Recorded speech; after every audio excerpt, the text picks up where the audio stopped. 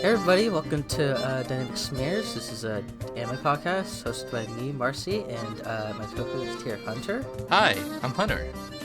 Hey Hunter. Hi, Marcy. Happy New Year! Happy New Year! Happy New Year! Happy New Year! Oh, it's 2019 now. Isn't that great? It's great. I think we're both happy because our houses are empty finally. Yes, they are. I can yell Happy New Year! Happy New Year! Oh. You okay? I'm fine. You fine? Yeah, I think. Oh, no. Am I ever fine? Oh no. New Year, Anyway, same it's shit. Yeah, New Year's same shit. It's 2019, which means it's a new whole It's year. 2019. What? You said Did I say 2018. You said 2018. God, fuck. Yeah, so 2019, a new year for anime. Get hype. This podcast is still happening, so get excited about that. Are you excited there, Hunter? You know what? Now I am. Okay, let's go. Should we just get right into it here? Yeah, sure. You want to get right into talking about this movie? I don't know. I could ask, I don't know, how was your new year, possibly? Well, it's been 8 days. That's it. That's like a week. That's it. Also, yeah, now I broke the rule where you know exactly when we're recording this. Might as well go all the way. I didn't know it was a rule we had. I feel like that's like an unspoken podcast rule where you're not supposed to tell people like, the date you're recording because it's supposed to be like Mysterious? No, it's supposed to be like a thing where it's like it could be any time. It's in the moment. You can come back to this podcast in 10 years and it'll still be of that day. But I'm breaking the rule. It is 12:39 Central Time, 1/8/2019. It's a little hot for some reason for winter. This podcast is very much into this now. It is now. It is now. All right. Now let's get into it. How's your New Year? Oh yeah. It was good. I had I don't know, right? New Year. Yeah. I start in between now and the last podcast. I started watching Eurocamp. Oh yeah. How far are you in that? I think like 8 episodes. I think. Oh wow, that's way more than I thought. Or I think 7 or 8. I can't remember. That's way more. I need to finish it sometime. That show's really cute. It's goddamn fucking most comfiest thing I've ever seen. It is the most laid back show. Yes, it earns the name for it. Yeah. That's all I wanted to mention there. Which girl do you like? What's your favorite character in the show? It's hard to pick between the main two because they're both great. Yeah, they're kind of a couple. Like they're kind of just a pair, you know. You can't get one without the other. You can't get Rin without Kirby. Exactly. Blue hair girl, she's cool. Yeah, she's cool. She's like shy and like doesn't really like talking to people that much, but she's, I don't know. The show's about her going out of it, I guess, and learning to. Socializing with friends is good, and I should do that more. It's a thing a lot of people talk about, but also how that show kind of respects her wanting to be alone a lot, too. Yeah, definitely. It's really nice. Anyway, that's a different anime. I just wanted to touch on that for a bit. Yeah. So yeah, okay, let's get to the anime we did see for this podcast. Well, it's a movie. It's a movie anime. Movies can be anime too. Movies can be anime too, despite what you've heard. From who? Actually, I don't know. So actually, no. I think if someone who's only watched Ghibli films would be like, "Oh yeah, it's anime." Well, we don't need to get into that. Yeah, we don't.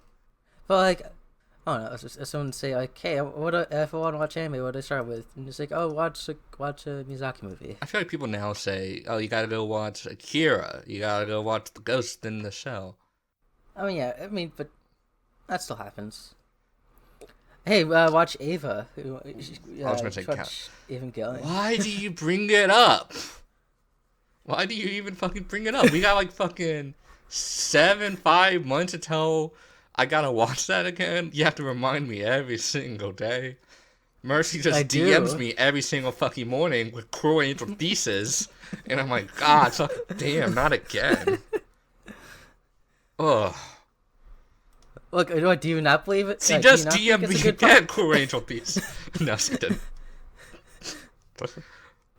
Yeah, Evangelion's definitely a first anime, a good first anime for people to watch. It was Am I mine. correct? Was it? Yeah. Well, kind Oh, of. It was like I a didn't know that. thing Oh God. where, well, I watched like Pokemon, Yu-Gi-Oh, and Sailor Moon as a kid, but then I saw Pacific Rim, and then I googled big robots, and then one guy Okay. said, well, top 5 robot animes of all time, Neon Genesis Evangelion, and then I went to that, and I'm like, oh, I like anime. God. Yeah, so yeah, That don't watch Evangelion as your and first anime. you've never been the same ever since. I really fucking haven't. Oh no. Anyways, okay, Yeah. let's talk about something that's less stressful and It's maybe not much stressful. easier to talk about. It's just it's like a fucking. I made the joke last time, but it's a looming specter. A looming specter. So yeah, let's get into it. Professor Layton and the Eternal Diva. Who was it directed by, Marcy? How's it supposed to be read? Yeah, I'm looking at something here. Masakazu. Masakazu. Okay. Masakazu Hashimoto. Mm-hmm. Yeah. Same director as Soy to Not and Tari Tari. Yeah. But who cares about those shows? Remember Soul Eater? Remember Soul Eater Not? Remember the spin-off of Soul Eater that was his like a 4-coma panel comic about girls? I think I do. Yeah, I've never seen it. I guess also for the record, like this person has just kind of done like, oh, they directed 3 episodes of Full Metal Alchemist here. They directed an episode of Angel Beach there. Like they've just kind of, they do their job. Yeah. Yeah. And like I feel like this movie is definitely them trying to do the job of fitting into the Professor Layton aesthetic and design. God, yeah. Do you want to set up like some stuff about like when this movie came out and maybe, we can set up Professor Layton together because we each know nothing about Professor Layton. Yeah, we kind of. This is our kind of first big exposure to Professor Layton because none of us have played the games. Yeah. What did you think Professor Layton was? I mean, I knew it was a puzzle game. Mm-hmm. Me too. I knew that much. I don't know how much story bits there are in that game, like the balance between, how much is this, like how much of it is story stuff, how much of it is just a puzzle game. I still don't know the answer to that. I feel like a lot more than we think after watching this movie. I would hope, because this movie's pretty good. Yeah, this movie was really good. I like this movie a whole lot. Like, I don't know. I'd be fine if they just kept making more movies. I don't know.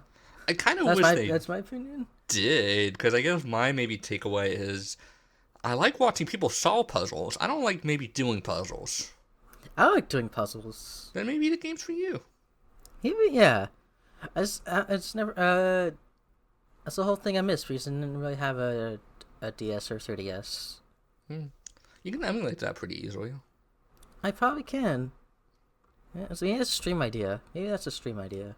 Watch Marcy do puzzles and fail. Yeah, exactly. Mm-hmm. No one would get frustrated by that. No one. No one. No one. It's a perfect idea. Okay. So should I do the summary quick before we get into it? Yeah. So I guess setting something up, this movie came out in 2009. This movie takes place in the games, like game chronologically, between the Last Spectre and the Miracle something. I didn't write the full name down. I just wrote the Miracle. The Miracle. But this is like the prequel trilogy, so it takes place. Okay, Marcy. Imagine, Okay. right. If you will, All right. there is a trilogy, Oh, okay. and people really like this trilogy, and then they Okay. made a prequel trilogy. Oh, So like I don't know, like let's okay. just say if the first game was episode 1, it's now episode 4. Okay. Ah. And then the prequel trilogy, this takes place between episode 1 in episode 2, or maybe episode 2 and 3. And I don't know, like, let's just say they made like an animated spin-off between episode 2 and 3, and it was 2.5, and it was called Professor Layton and the Attack of the Clones. Oh, okay, I see. Hypothetically. Yeah, I don't know, I feel like this is a pretty unique case. I don't know if it's ever happened before. Never happened that's before. Pretty cool. So I guess I'll read the summary quick. It's very short. I breeze over a lot of stuff, but just so you can kind of get an idea of what's happening. Professor Layton is asked to investigate a case involving eternal life from his former student, Denise. She was contacted by her dead friend Melina, who is now a little girl. He goes to an opera that was composed by Melina's dad, Oswald, where Denise is the lead singer in. The opera is about the lost city of Ambrosia, which has been said to have found the secret to eternal life. Turned out everyone there was invited to participate in a game to earn that eternal life. Puzzles ensue, and Layton and side characters end up on a castle on an island. We learned that this was all organized by Oswald and Denise Discol, Layton's rival. Oswald, using a super piano machine, can imprint memories into really smart people, specifically his dead daughters. His plan is foiled by Denise, who happens to have been Melina this whole time, whose memories are in Denise. So, Denise said, "Hey, yo, you can come in my head, you're my best friend." But her dad did not know the whole time. So Oswald's plan is foiled, but not Discol's, whose plan is to sing a song that resurrects the city of Ambrosia. He doesn't manage to do it, but Layton and her manage to revive the sunken city. Melina tells her dad that, hey, don't brainwash other girls. That's bad. I'm gone. Peace. Luke, Layton's assistant, congratulates Layton on another puzzle solved as our movie comes to an end. So, very bare bones. That's kind of what happened in the movie. I didn't fucking talk about the piano mech. You did not. But we'll talk about that later. We'll talk about that later. Yeah, I don't know. I think because this is just a movie, it's easier to summarize. Because it's a very self-contained thing. I'm not sure about that. I think this movie, first off, is a very good mystery. Well, it's not a very good mystery, but I think it has a lot of good trappings of mystery. There is a lot of side characters in this movie that maybe get 5 lines, but they all have very distinct characteristics and characters that may make you think they're important, which is a sign of a good mystery. Oh, this person could be important, even if they're not. Even though this movie is also really funny, in a low key way to me. Yeah.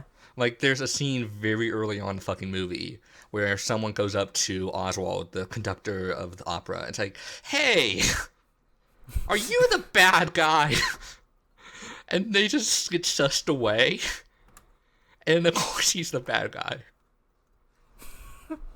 But that also got me to think, oh, maybe he's not the bad guy. How did you feel about the movie? Oh, I really enjoyed it. Yeah? I don't know if I was I don't know if in my head I was trying to figure out the puzzle and who everyone was and if they're bad or not during it. I was just kind of along for the ride, just having Layton guide my way through the puzzles of this movie. Yeah, and I really did all the puzzles in the movie too. They they don't give you enough time for the viewer to solve them, but I really do like the process where the characters kind of just solve them in a couple minutes, and they're clever little puzzles. Yeah. It made me kind of get what is the game's kind of about, but also I enjoyed watching that in a way. Yeah. No, he's that Professor Layton sure is a man of puzzles. He's an English gentleman with a fucking dumbass face. Yes, yeah. That's great. I never really looked at Professor Layton before. Have you not? I really never looked at his face. And looking at his face, it was uncomfortable. It's just... It's really good. It's 2 dots It's two dots and straight two line in his lines. mouth. It's two Oh dots. yeah, no, yeah, because he's got a nose He too. has a nose, and his face is so big. It's a tall face. He has a very tall face. It's a tall face and a tall hat. The hat's really good. I like that. And it's so weird because every other character in this movie is like so designed to this movie has a fucking amazing aesthetic. Yeah, I mean that's the thing that always kind of like interests me about like the Layton games is that they just look really damn good as like the aesthetic they're going for. I paused the movie a couple times at crowd scenes, and just looked at everyone's faces, and I'm like, oh wow, none of these are duplicated. These are all like really original faces, and I like that a lot. And character designs and costumes. I mean, they had like a movie budget, presumably. Yeah, I mean, who knows how big of a movie this was though? Like, it's like I'm sure maybe find out somewhere. we could find a budget, but you know what they say. Googling, What? I don't know. I'll find a budget. I forgot. Okay. Tell me more stuff that you liked about the movie. Oh, let's see. Well, like, I don't know. It's really good looking, very well animated. I don't know. It's just got really what you want out of like. I don't know, when I saw it was a Layton movie, it's like, oh, I hope it looks as good as it does, like in stills and stuff, and it totally does. I'm trying to think what else to say here. I can't find a budget. Damn. I mean, okay. To be honest, though, if we found a budget, would we be able to? No. No. All right, tell me a thing you liked about it. We're just gonna go around the room here. Let me tell you about. I like Luke a lot. Luke, yeah, Luke. What a good boy. Luke is like the professor's like assistant, and it's so good. Like, it just when his the opening of this movie is amazing. I love the opening of this movie. Like, it really establishes, oh, this is Professor fucking Layton, where they're like in a tower. They're like in a clock tower, and there's like just a puzzle, and it's like, and it's just like the easiest thing in the world to solve. It's like, oh, you gotta put these things, and then it does the crank. And then they open a door, and it reveals they've been in Big Ben the whole time. Of course. It's great. And then they, like, I guess that's, like, I think the guy they stopped was, like, the bad guy of, like, the first games or something. But, like, Luke then just goes, because, like, Layton has, like, just his dumbass catchphrases and shit. And Luke just copies every single thing he does.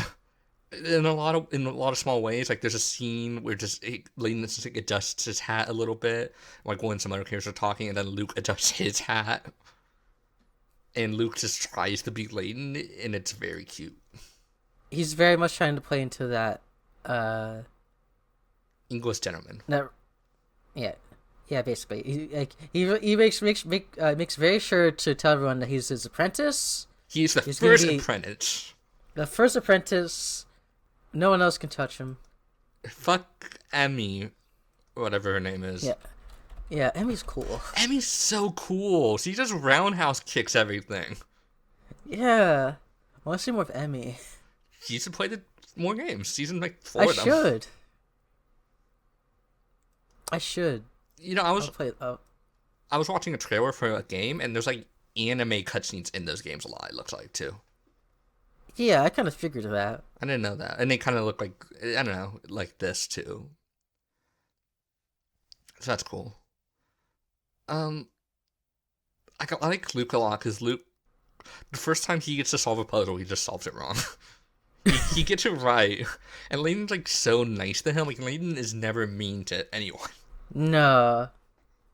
Like, Layton's so boring, but it's, like, a very, like, he's just a nice guy who likes to solve puzzles. Yeah, basically. He's a gentleman. What if Indiana Jones wasn't a dick? Yeah. Which kind of sounds bad, because that's, like, one of the best things about Indiana Jones. Is he's just kind of a fucking, he's like Harrison Ford. But what if Harrison Ford had all the cockiness strapped out of him and got an emoji face? Basically. Uh-huh. Oh, he's still got, like, the trappings of, like, I'm standing and stuff. Like there was, like, one point where, I think I was talking to Janice. Is that her name? Janice? Yeah. the diva lady. And so it's like, oh, I got, I always gotta save a lady in distress, It's what gentlemen do. Mm-hmm. He's just an English gentleman. It's great. Yeah, basically. He fucking makes there's a scene where they're getting chased by wolves and they get locked in like a shack, and then they make a mini helicopter. Yeah, they do. God, this movie. Mini helicopter. This movie is way. I think this is my like big takeaway from Layton that I didn't guess. Layton is so much bigger than I thought it was. Like in scale. Oh yeah, definitely. I mean, like, when you're getting to like mystery solving, I think mystery stuff always gets in that grand scale kind of thing. I don't know about that. Like I think like this movie starts out kind of like very quiet for a moment of like, oh, it's a game and all these like it's like a like a very basic mystery setup of like, oh, everyone here is a game and everyone could be out to kill each other, and then the fucking opera house turns into a boat. And then I'm like, oh shit, what the fuck is this movie? I mean, I'm pretty sure. I'm pretty sure going in, and I was thinking like, oh, there's gonna be some like weird like supernatural kind of shit in here, and there definitely was. I thought there would be a supernatural thing, but then at the end it would be like, and then ghosts don't exist. There's no such thing as supernatural things. It turns out it was Professor Oswald the whole time. I was not expecting a fucking reviving of a long lost dead city. You always gotta watch out for that. Always gotta watch out for that. But yeah, I don't know. I think like the setup for it, like the setup for like that mystery is pretty neat. Of like the little girl, or like the scene. Okay. No, I mean like no, it's like the whole like mystery part of it, like where it kind of like starts and unfolds. Yeah, I really. Because they're like doing a play on like the city of Ambrosia, and like like the queen is dying, and we need to do something about it, and so I think everyone I forget what happens exactly, but I think everyone like offers servants drink like a sort of elixir or potion for like eternal life. Like they create it, but they create it a little too late, so all the servants take it in hopes to like get their queen back someday. I think was the basic gist. Yeah, and they put and like the play Janice's in is like centered around that. She's the eternal diva, the queen. Mm-hmm. Which not the true eternal diva Hatsune Miku does not address in here. No citing. They could not get. Look, Oswald sent her an invite. Hatsune Miku could not have gone to the opera. Unfortunate. Unfortunately, he had to set up for the chess girl. Yeah, like Layton and Luke like go stop at this play, and then like when the play ends, like you're both clapping and everyone's like silent and stuff. It's like, why is everyone clapping? Then the opera guy comes in, and like someone's like, oh, now it's time for real thing to begin, and it kind of just starts right there. It's so like good of like everyone in this crowded theater is here for like some mischievous reason, and it really, the opening of that really got me well, because the puppet in the beginning is so cool designing, and his like speech, and like you knew he was kind of a puppet the whole time because his limbs weren't right moving. It was good.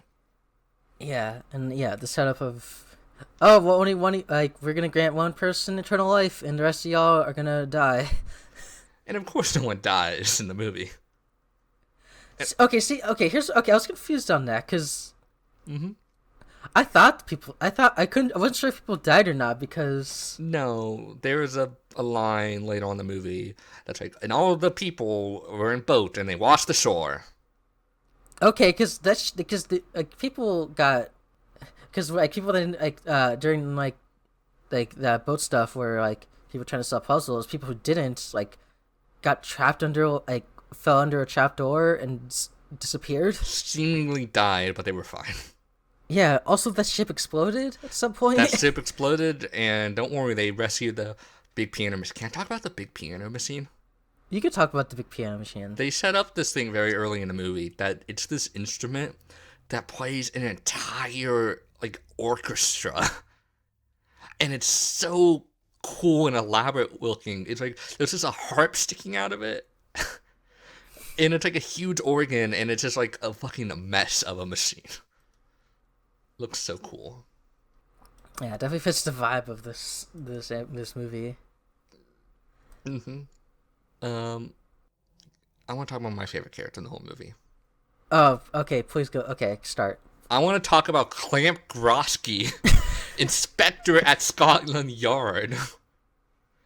Okay, so like Layton like aesthetic either goes like big or I guess medium. Clamp Grosky is the fucking buffest man in the world, except he only does arm days. Like his bottom half is very like just it's a normal man, and then his top is like bursting out, and he has his shirt is almost bursting out, and chest hair is everywhere, and he has a pompadour, and I love him.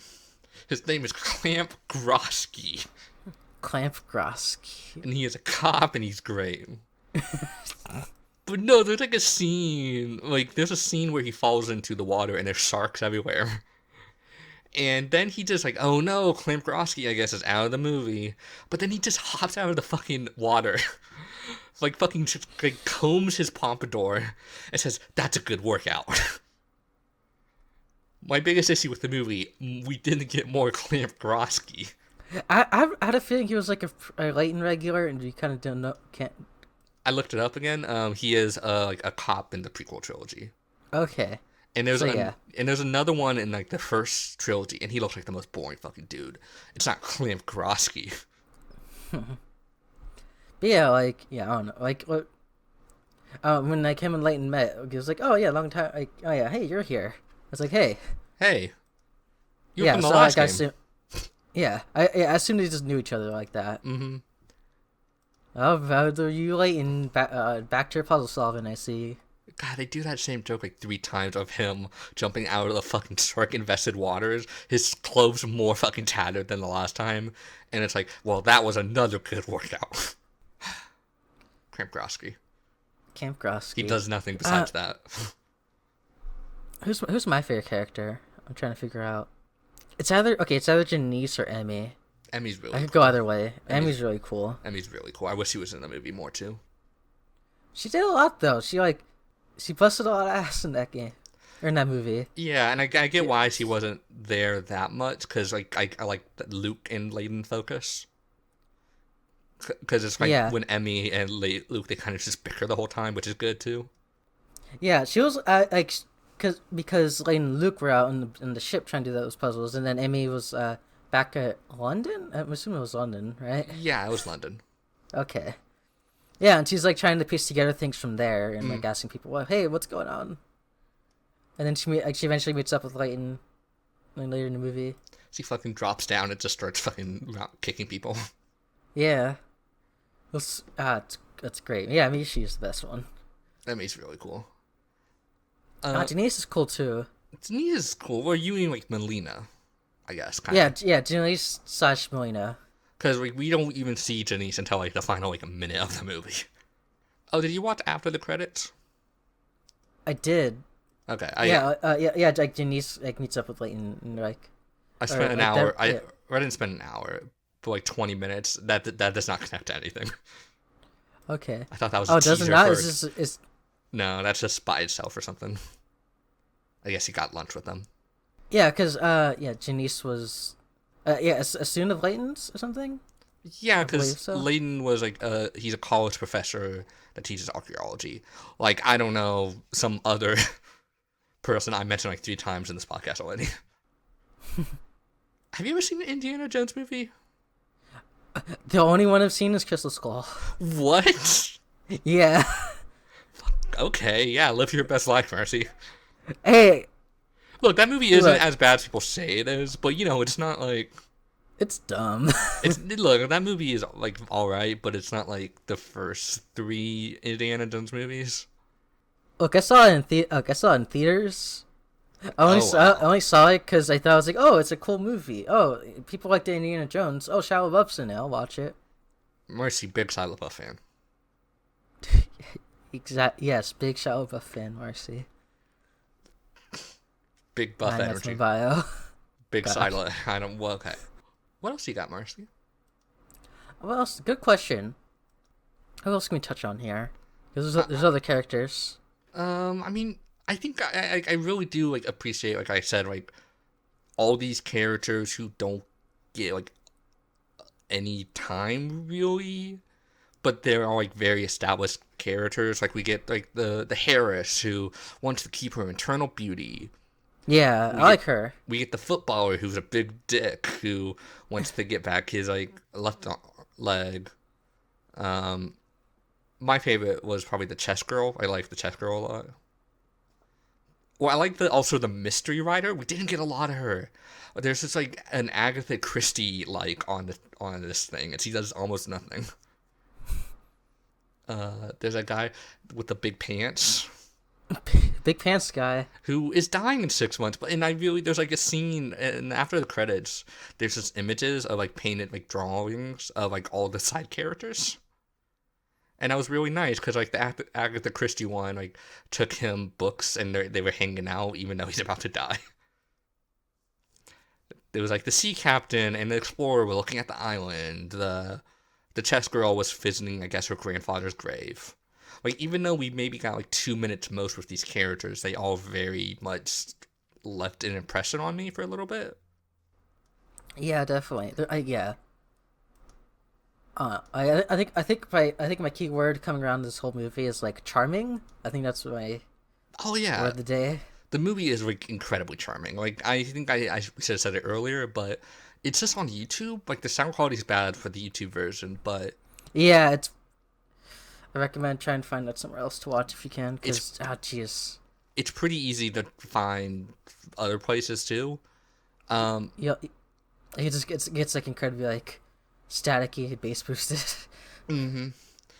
But I think like, it's easy to find, and I think this movie is like worth watching if you want just a really good time. Yeah, it's just a really like you don't need the rest of the Layton games to really watch it and understand it. No, not at all. Because and if we're any indication, we haven't, and we liked it. The movie does do like a thing at the very beginning, which is nice. It's like, well, this does take place in a prequel trilogy. I remember seeing that. I was like, this feels like an ad. Is this what I'm getting into? This movie is kind of an ad. I mean, yeah. But it's a really good ad. It's a really good ad. I'm gonna go back to talk about kind of how the movie's funny. There's like a fucking joke. There's like so many jokes that are just laid out on the floor. Like they go to like the island and there's just food laid out, and they're like all about to eat it. But then one of them is like, "What if this is the next puzzle?" And then they're like, "Well, we're just gonna eat." And then it's I'm hungry. And then there's just like a moment of downtime, and it's not a puzzle. And I think it's just funny. There's like also like that joke when Layton meets up with his rival, and it's like, when did you know it was me? And then Layton's like, well, I saw how gaudy the castle was. Like there's a lot of jokes that aren't delivered like jokes, which I like a lot. Yeah, yeah. Again, charming. Yeah. I don't know. Like, I'm trying to think of.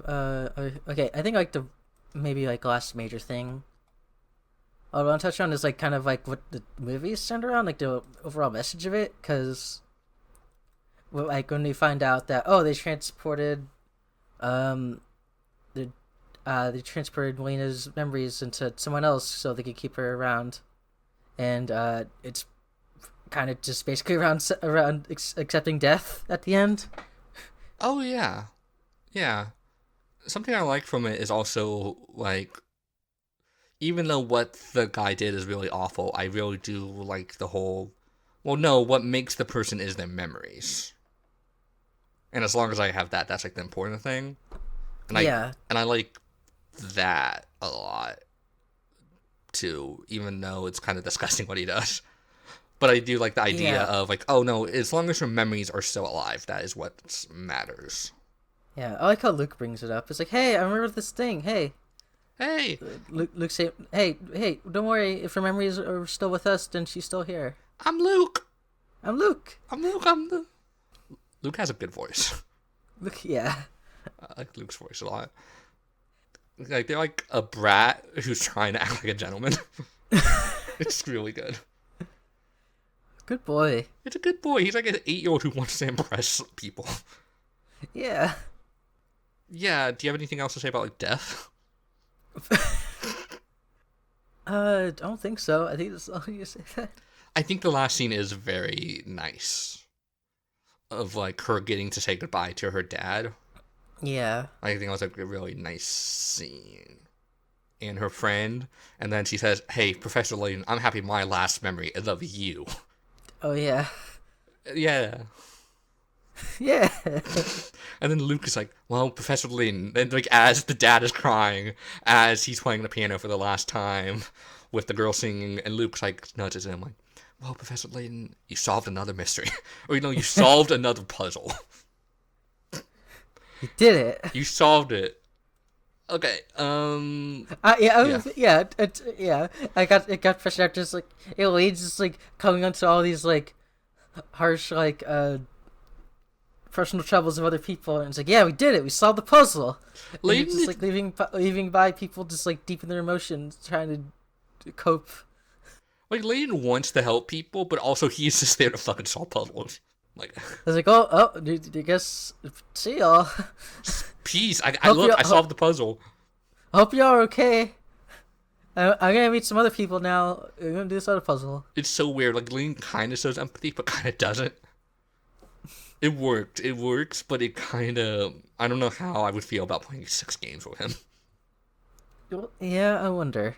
I wonder if the scale is like bigger than like the rest of the games. I mean, I told you about the time travel one. Oh yeah. There's a time travel one. There is a time travel one. I don't know much about the other ones.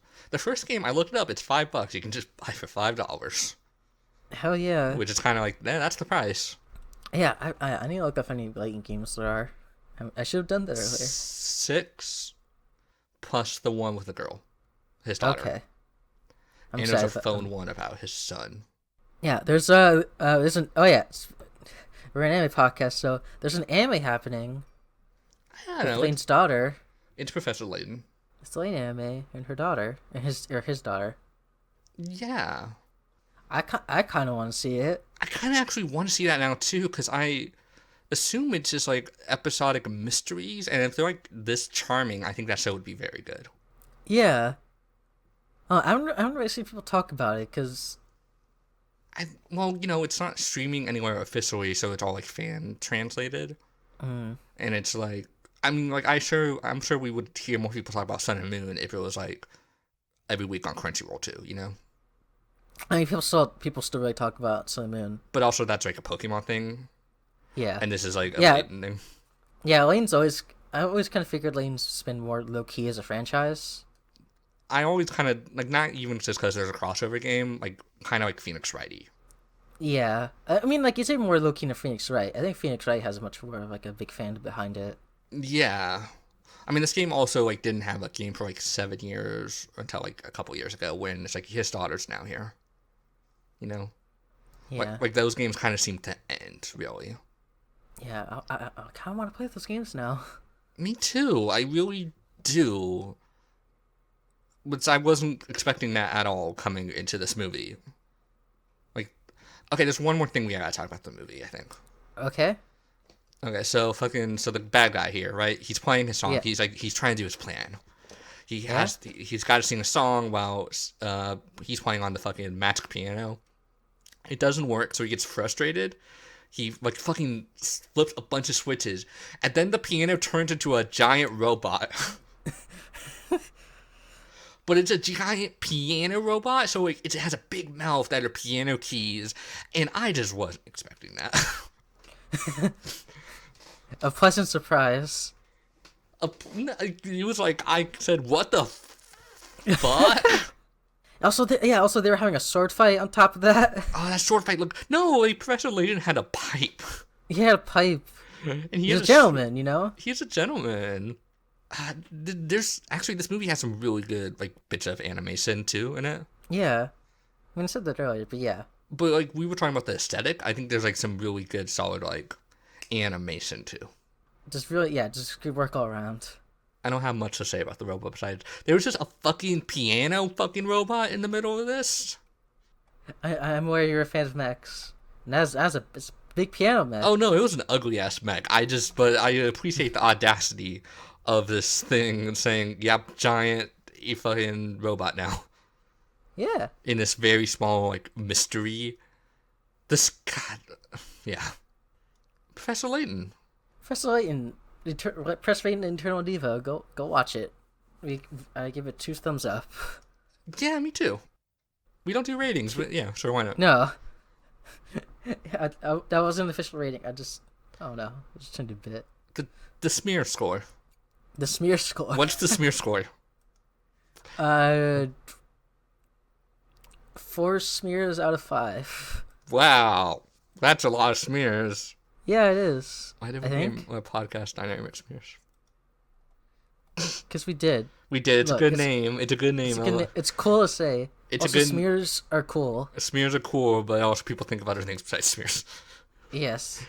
Hey, this is our thing. We're rolling with it. You can't stop us. Okay. God, Professor Layton has a dumbass face. Anyway. Alright, I think we can start wrapping up there. You can't just say anime. The anime is the last thing you say in an episode. No, I know. We still have more things to say. I know. Okay. Hunter, where can people find you? Oh, okay. We're just ending it. Hi. I mean, yeah. I don't think you have much else to say here. You know, that is fair. Good movie. You can find me at Lightspeed on Twitter. That's about it right now. Marcy, where can they find you? They could find me at Cinemarcy on Twitter. Mm-hmm. They can also find me at twitch.tv/Cinemarcy. I swear 2019 I'll get back to the streams. 2019. Get back to it. 2019. You said 2018, right? No, I didn't. Yes, you did. 2019. I said 20. You're recording this. You're editing this. This is Marcy's first editing gig, so you can check the tape. Yeah, I'll check the tapes.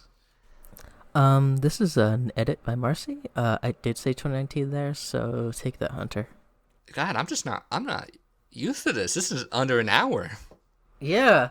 It's a miracle. This is like the proper length of a podcast, but I don't feel it feels weird. We just come off a 3-hour podcast, so I feel like this is like a legitimately like decent podcast length that people may listen to. And for some reason, my head's like, well, Hunter, you got to make this longer. But also, you don't have to. No, I think this is like it. Yeah, I think we're good here. I think we're good here. This is good. That was a good. Yeah. Anime.